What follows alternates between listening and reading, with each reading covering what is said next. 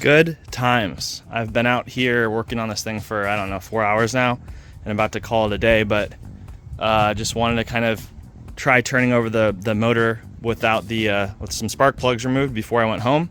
And I got the 3 spark plugs out on the, what would it be? Right now, looking from the front of the car would be the right side, and from inside the vehicle would be the left side. So anyway, these 3, 1, 2, 3, are all removed. And there are still 3 more over here somewhere. I actually haven't even looked where they are, but I know that the passenger side, everyone says, is a pain compared to the driver's side. So I figured I'd start with the driver's side. And wow. First of all, these things did not want to come out. They were just coated in grime. They were disgusting.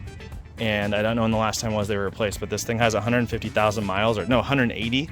And they look like they've been here for all 180. And it's worse. It's a lot worse. Are you ready for this? All right, so I've got these in order from the front, being the front of them. I can't talk, sorry guys. The one in the front is the front of the car. The one in the back is the back of the car. It's dirt, right? It's pretty bad, guys. I mean, this one in the middle maybe is our best. Maybe it's our best. Trying to get some focus here, and it's just completely covered in soot, completely black. Maybe that's okay. I'm not an expert on spark plugs. I'm really not, but it's definitely not clean, and a lot of corrosion around where it seats in.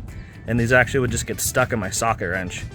I have to like knock them out with a screwdriver and WD-40. This is the problem though, right here. Check this out. That can't be good. That can't be good.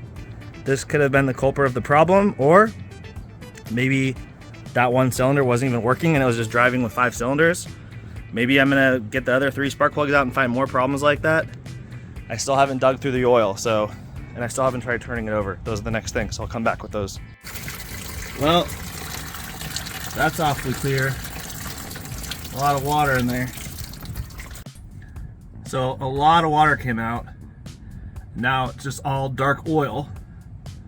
Next I'm gonna take off that oil filter and take a look at what it looks like. But that was a lot of coolant that came out of this thing. So there's got to be a pretty bad blown head gasket, I think. Okay, so I'm just interrupting the middle of this video because I have different clips from different times, and I know more now in this is the future than what I did at the time of filming that stuff. So, for instance, this spark plug I showed you, I now know it's very likely this damage came from catastrophic damage inside the engine, most likely something like a piston or rod broke and came loose inside the cylinder and came up and just smacked that thing and broke it, bent it, whatever you want to say. So that's real bad. Also, you saw the oil coming out with the water, and that was actually, I wish I would have set the camera up as soon as I started draining it, because it was pure water first, then it was water and oil. You could see on the clip it was separated, and then it was just oil. And a lot of people thought that might have been from hydrolock, like maybe the Jeep like went into a lake or something of that nature, which is possible. But let's just watch the next clip where I start trying to turn it over.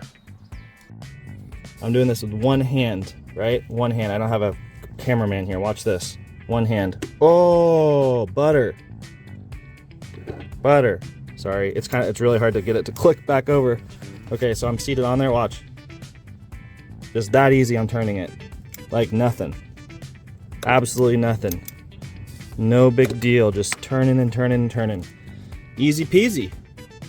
So that means that the motor's not seized. Wrong. I was very wrong in what I just said on that clip that you just finished watching with my terrible mechanical knowledge.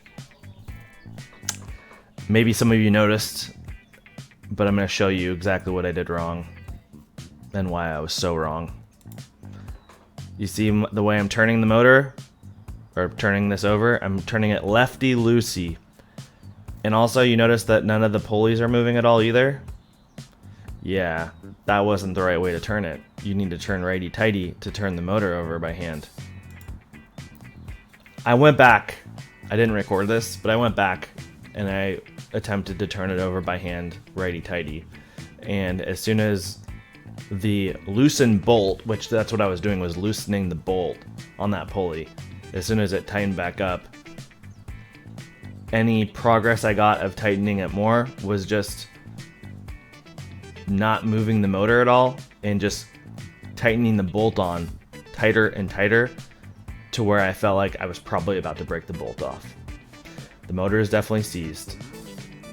That's fine. I bought this whole Jeep assuming the motor was toast. It was kind of fun to think for a moment that maybe that wasn't true, but it is. The motor's toast. It's toast, toast, toast, and that's fine. So the motor's got to come out. It was going to come out anyway. Before it was going to come out, and I was going to, if it worked, I was going to get money for it as a working motor. Now it's going to come out and it's going to be sold as a junk motor. Probably the difference between, maybe I could have got $2,000 for it if it was working. I would have probably been able to drive it around a little bit if I wanted to, which would have been nice to get I could have done a lot of body work related stuff on it first, maybe without the new motor, but doesn't matter. Now the engine's coming out forever. It'll get scrap value or whatever I can get for it. Maybe it'll be $500 or more. We'll see. But yeah, this thing's toast. And there's going to be a BMW M57 3.0 liter twin turbo inline 6 motor going into this diesel. Gosh, that's such a mouthful. It's a BMW M57. It's a 3.0 liter inline 6 with twin turbo, and it's diesel. I think that's a better way to say it. So I'm really excited to do that. I've got a person I found in Belgium that says they know how to do all the computer side of that swap, and there's a bunch of fun ideas I have for that. So I am currently shopping for an X5 donor car from Copart or IAAI that has been hopefully like T-boned and has a running motor and everything else working. So that wraps up this video. I'll see you guys in the next one, which is gonna be probably tomorrow.